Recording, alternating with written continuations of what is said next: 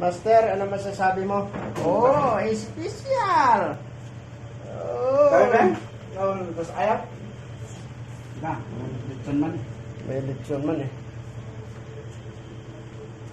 Ayos. Wala pa katungtong ang pansit sa dila ko. Kambal okay na eh. Wala. Ayos na. Ka.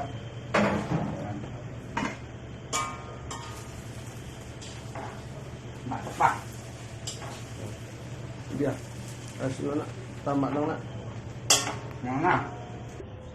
Ito pa siya guys. Woohoo! Ayan, lechon, no? Wait na lechon, no?